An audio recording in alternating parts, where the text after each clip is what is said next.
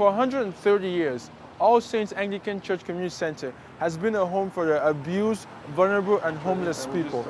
Reverend Bob Conway is assistant pastor and administrator of this center, and he's concerned about the rapid development of urban structure and how that affects the work that they do here.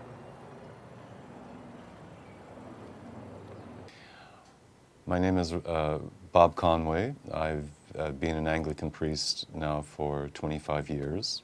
I'm drawn here because of a particular need. This place is a place where people can belong, particularly people who don't belong anywhere else.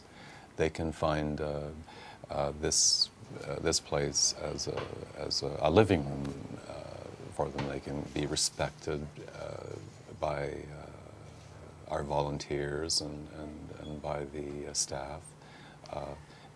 They can have a listening ear, which is so important in work today with people who are marginalized and vulnerable. If you can listen very carefully to what these folks are saying and also show a little kindness. Marva Wilson, an office administrator at All Saints, talks about the importance of the center. It is very important.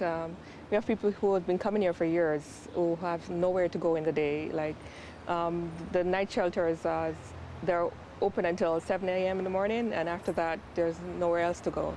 So All Saints provide that. They could come here, they could have a meal, they could have somewhere to rest, and just to have a cup of coffee or something like that. Reverend Conway explains what he calls the closing in of the community. Yeah, you can see that from the north there's development coming in this way. You can see the cranes up ahead. And from the south at Richmond, it's coming in this way from Bay Street over here, and then from the Don Valley over this way. Real estate expert David Wex gives his opinion. I can say personally, because we've had a lot of experience in other cities where we have built condominiums right next to homeless shelters. In Ottawa specifically, they're still there, we're still there. I don't think anyone, if we have any purchasers who come into our sales office who have comments about existing homeless shelters in the area or even next door, as the case in Ottawa Project, we tell them that, you know, they're there. They were there first. It's unlikely they're going to move. So if you buy in our urban locations, that's what you get. You get the restaurants, the nightlife, the positive being close in the city centre, and you get the reality of where you're buying. We're buying a site right now in Toronto, right adjacent to what is proposed to be a homeless shelter, and I think we understand that's the nature of the city. Well, with $1.8 million to $8 million condos going up to the south of us, it's obvious that the homeless are being squeezed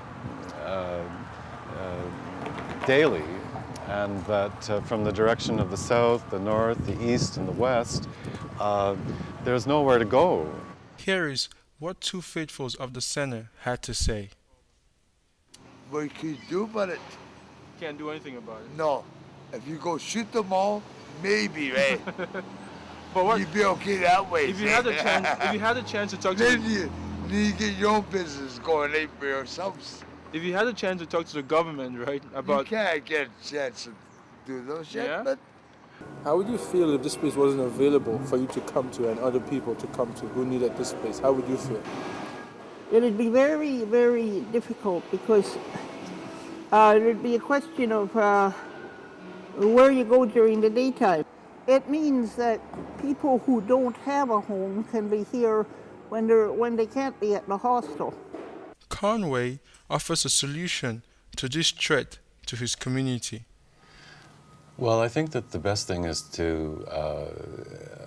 for the entire community to get together and plan initiatives and plan some visioning so that we work closely with the other agencies in the neighborhood and with government to look at our resources and to do some creative visioning around the needs in this neighborhood, and especially the needs of the homeless. We do need development. We also do need to take care of the needy.